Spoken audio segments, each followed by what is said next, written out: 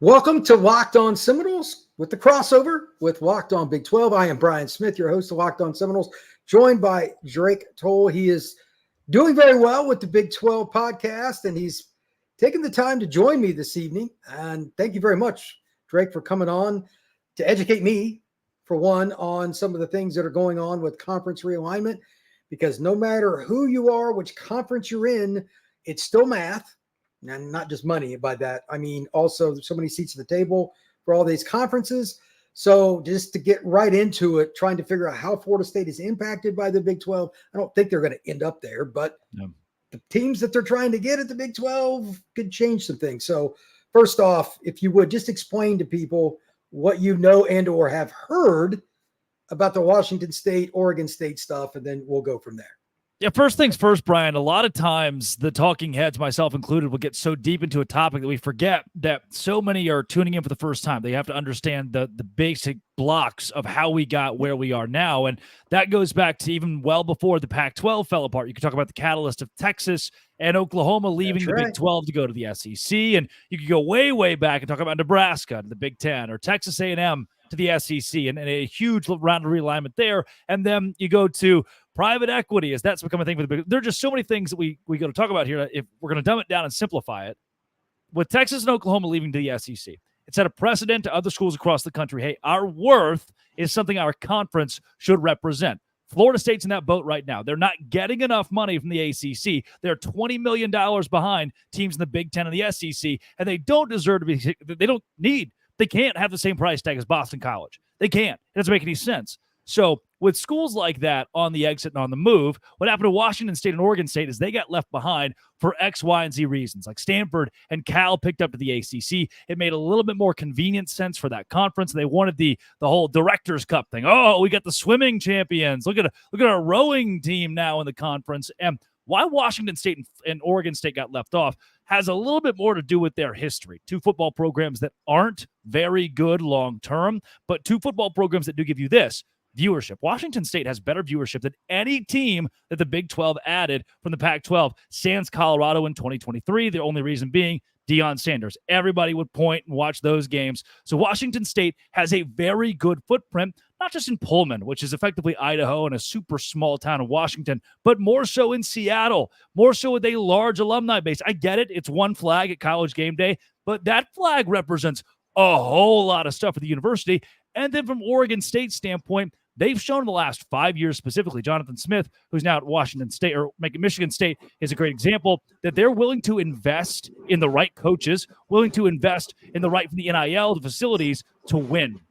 They've been a competitive football program the last couple of years, beat the brakes off of a dilapidated Utah team last season because Oregon State has turned the page to become a legitimate athletic department.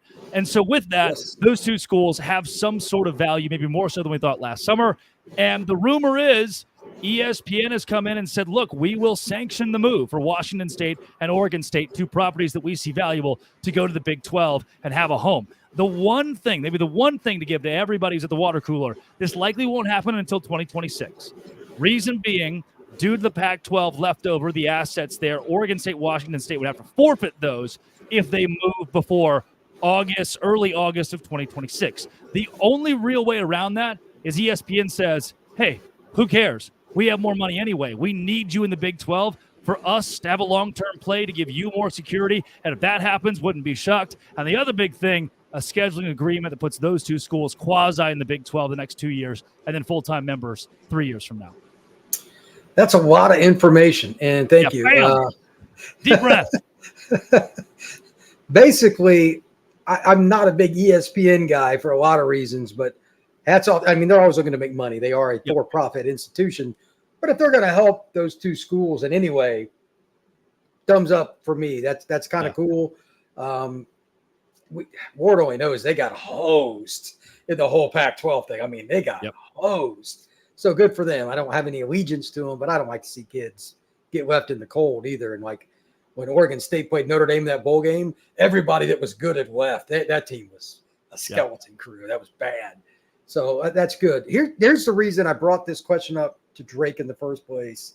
Look, man, if they come in and they get, let's say they sign in 26, that changes things. I still don't think that Florida State Miami, North Carolina, some of those teams, whoever you want to say, Clemson would be apt to go to the Big 12. I still, until otherwise proven, I don't think that's where they're going to go.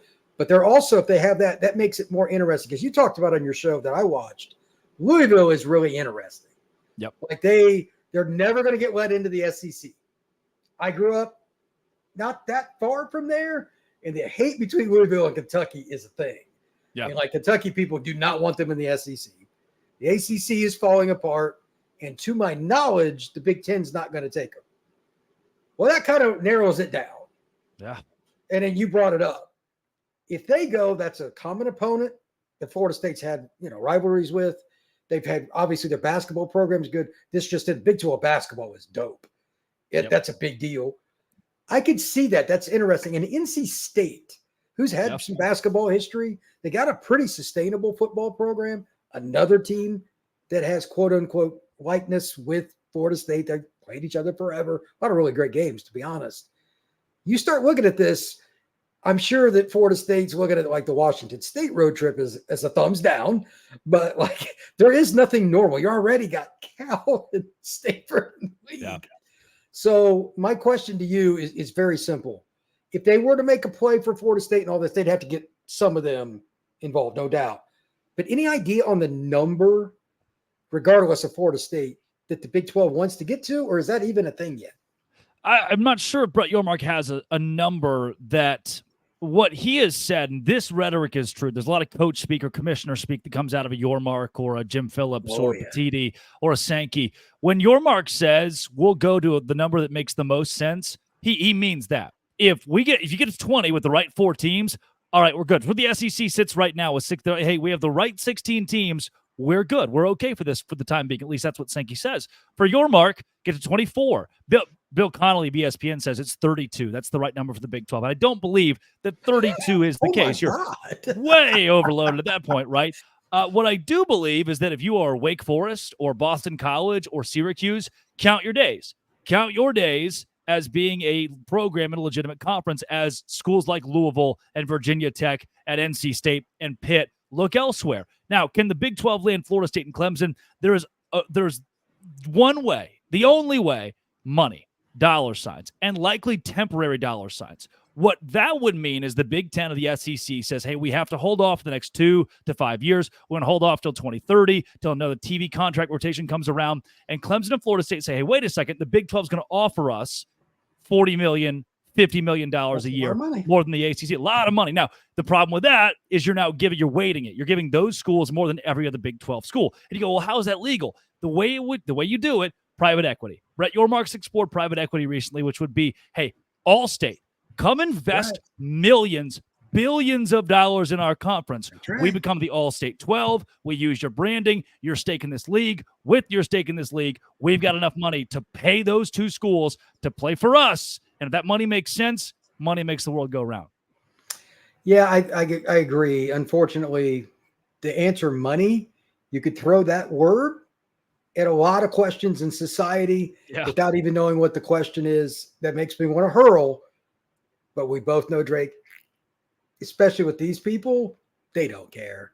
Like the NCAA and stuff, I have no love for them.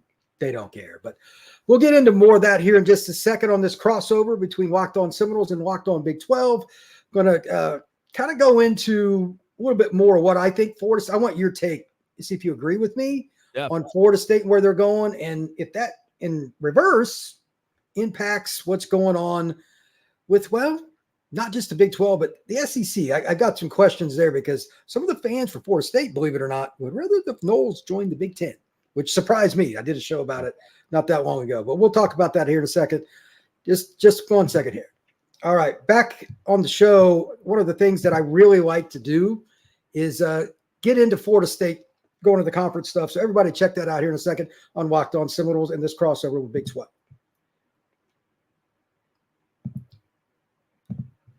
Have you downloaded the Gametime app yet? It is your opportunity to get personalized seats. You can view them right from the app at a couple of clicks.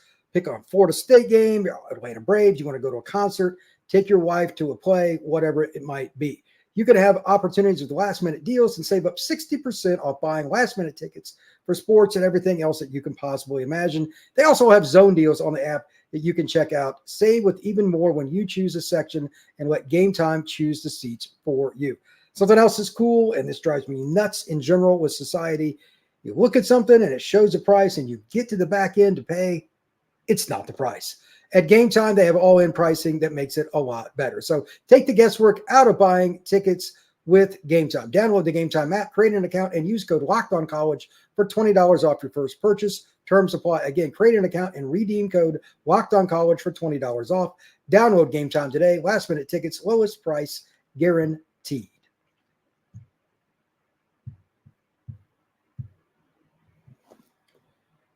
All right, my friend, this is the fun stuff for me. If you look at Florida State, and I don't know their preference, I'm not saying that I'm sitting in the president's office, but the Big Ten wants to, quote unquote, expand their footprint. I'm sure you've heard that term more times than you can throw it out. What do you think with Florida? I just want your take, and then I'm going to kind of go into what some of the fans told me. Do you think that it's a mistake? Because culturally, Florida State does not fit the Big Ten at all. Yeah, it is. The AAU status, we want you to be a nerd school and a powerhouse, right. And Nebraska not being AAU being an issue for the Big Ten makes that issue one that's fairly prominent. And the SEC and Greg Sankey have been clear, at least publicly, that they want to hold where they are, sit on it. They're not interested. Brett McMurphy reported neither the SEC or the Big Ten are likely to pursue Florida State as a candidate. Immediately, people started pointing and laughing and saying, well, that's because Florida State doesn't play nice. That's because they want to come in and be the big dog. They don't want to negotiate. They think that they are worth more than they actually are. And I'm not sure if that truly is the case. Florida State is one of those programs, and there are only about a dozen of them in the country that could suck for 5-10 years and still bring expansion value. Here's an example. 15 years ago, would you rather have Virginia Tech or Clemson if you were going to add a team to your conference? The answer is Virginia Tech. At that point in time, this is 2008, 2009, Clemson has less football revenue on average than Bowling Green. They sucked. And when they sucked, nobody really wanted them. Nobody really cared. Then you go to that Orange Bowl, and Dabo Swinney picks up speed, college football playoffs and championships. A decade of winning will make anyone a Clemson. But I can promise you this, a decade of losing will turn Clemson right back into Virginia Tech. That is not the case for Florida State. They can go 10 tough years, the same as a Texas, the same as virtually an Oklahoma or an Auburn or an LSU. They can go 10 years and still be valuable. With that in mind, they bring enough for the SEC or the Big Ten to at least get something out of them. The reason I believe that Florida State fans would want to be in the Big Ten is because, let's be honest with ourselves, the SEC is a different beast. Texas walked in and had to give up the Longhorn Network and immediately became the fake UT. Tennessee got the UT. And horns down became the official symbol of the conference. If Florida State walks in tomorrow, you're going to get bullied on your way. You can't be the big dog.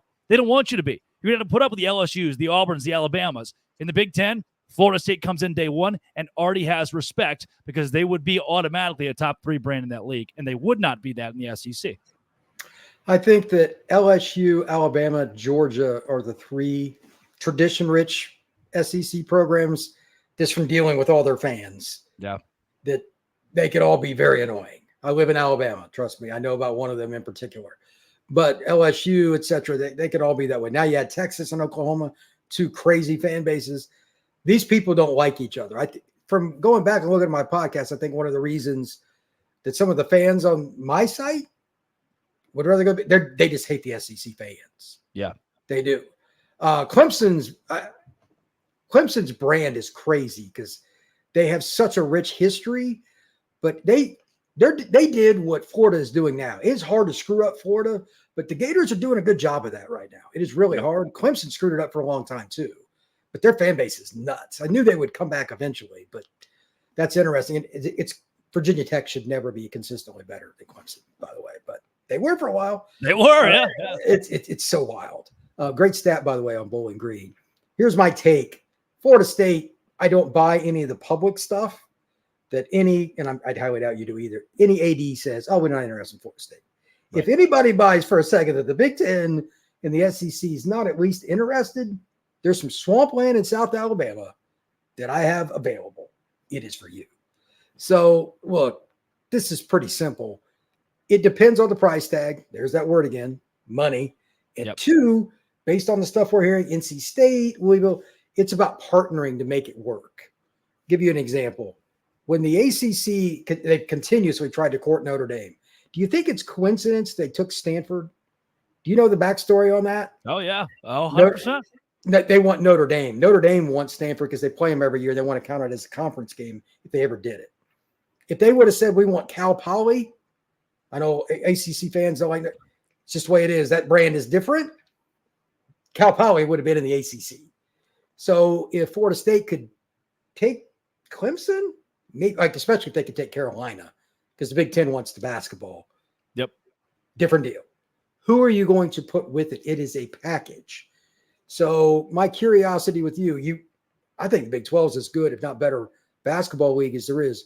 Would you say Carolina or Clemson is the bigger draw if you're the Big Ten? I say Carolina because of the hoops. They're good at football, but I go Carolina because of hoops. Yeah, if you look at EADA numbers in the last 2 decades, the school that is going to consistently make more money is actually North Carolina. And they have the AAU status to back it up. It's a nerd school. I went there. This has nothing to do with realignment. I went there 2 months ago. The bar scene sucked. There was nobody just looking around. It's a bunch of nerds. It's like, what are we doing here, guys? Can we just have a little fun and loosen up for a second? And I thought, this is Big Ten country. This is exactly what that conference is looking for, is the nerd school that is good at basketball because Michael Jordan, Dean Smith, to Roy Williams. They have the pedigree. 10 years of bad basketball at North Carolina. They still have the Jordan brand. Michael Jordan still went there and is still pouring money into that university and their athletic department. Clemson, who's their big donor alum? Who's their big athlete? We always know that Clemson's going to have a deal with Nike. No, we don't. Oh, they always got Adidas in their back. That's not really how North Carolina is built in.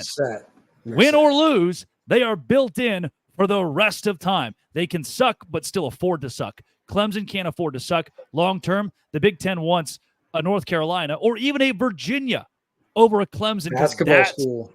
And that's how much they value both basketball and the nerd aspect, education. Yeah, Virginia, for those who don't know, you could make the argument based on academics, is the best public institution in the country. It's in the conversation. Carolina's on that quasi level as well. And yes, I grew up in Big Ten country. That matters a lot to them. It's an arrogant discussion, one that I have no interest in, but that's the other point beyond basketball. Before we get ready to wrap up here in a few minutes, here's my question to you. If you're Louisville, NC State, one of the quote unquote, and I know they won't like this term, but it's just true for football, one of the tier 2 teams in the ACC, who are you trying to? North Carolina is obvious. I think they're number one because of basketball and the Jordan brand. Right. You stole my line. I 100% agree. Who would you try to align yourself with? Would it be Florida State or Miami, and why? Because the Big Ten, like if you're trying to get into the Big Ten, they want to be in Florida. Which one do you think is more valuable? I went back and forth on this. Well, I think from a Big Ten standpoint, you certainly want Florida State. And from the standpoint of the SEC, if you had to pick between the Florida State and Miami, the Big 12, I think the Big 12 is in a much better spot to land in Miami because Florida State's shooting for the moon. Shoot for the moon, Florida State, land in the stars, Miami. Reason being, Miami fan base, they don't show up for a damn thing. There's nothing. Coral Gables does not give you a football culture. And let's go back pre-Howard Schnellenberger when they really, really sucked. You're gifted legendary Hall of Fame coaches in Jimmy Johnson or Howard Schnellenberger who win at the highest levels, and the gap years there aren't good. It's not a fruitful long-term football program. And you could argue, oh, yes, it is. I point to the last 2 decades. This is a school that's kind of Clemson reversed, right? Again, 15 years ago, give me Miami. 20 years ago, Miami is head over heels better than Clemson in every expansion conversation. But what they did is they were bad for 20 years in a state that has 2 powers like Florida and Florida State. And in that area, you can't do it. You can't afford to suck for that long. Miami has, and it's put them way behind. The only thing that I even put them in the conversation for is the market. Yeah. I spent a lot of time down there. The oodles of money will help them because the advertising dollars, even for what we do, any sites I've dealt with, the money's higher because there's just so many rich people. Otherwise, everything Drake just said is 1,000,000% true. We're going to wrap up the show here in just a second, talking about not just Florida State, Big 12, but I'm curious about a few takes with what he thinks about the Big 12 this year and why teams, Florida State or otherwise, should be interested in joining. You can pick whatever school you want, but I mean, that's your turf. I'm going to let you kind of have it. That's next here on the crossover between Locked On Big 12 and Seminoles.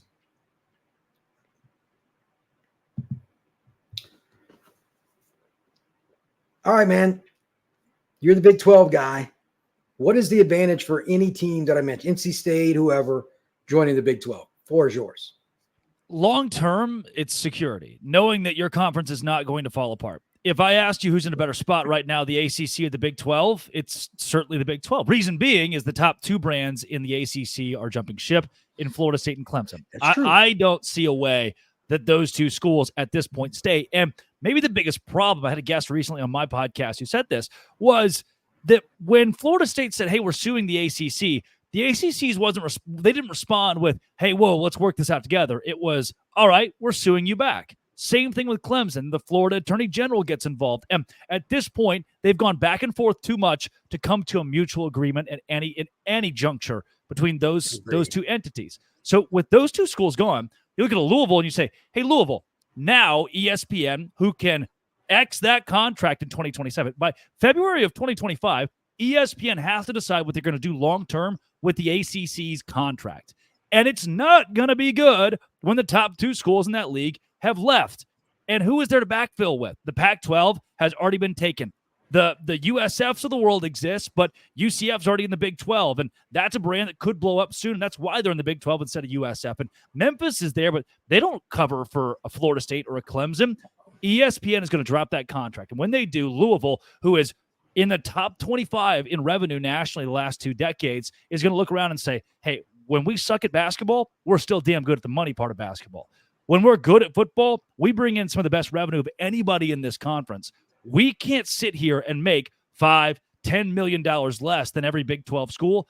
We're gonna go join those guys and understand we have security in money and security in existence of conference. And for Virginia Tech, for Miami, it's going to stay the same. If Miami's not picked up by the Big 10, and they certainly won't be by the SEC, they're going to effectively fall to the Big 12. And that doesn't, at this point where we sit in college football as of 2024, Utah and Miami aren't that far off from each other. And if they played on the gridiron tomorrow, it's a bloodbath.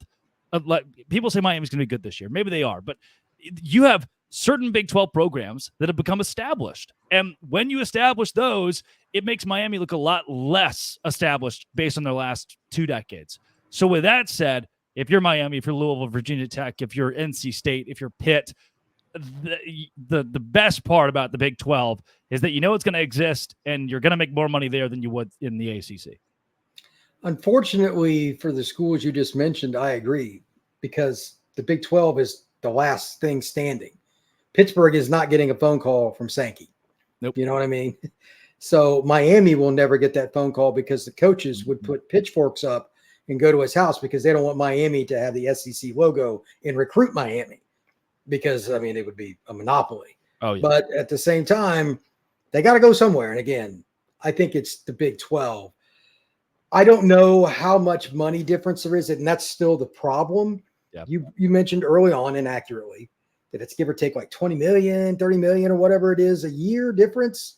And I'm sure there's some variables with that, bowl money and stuff, but It's a lot.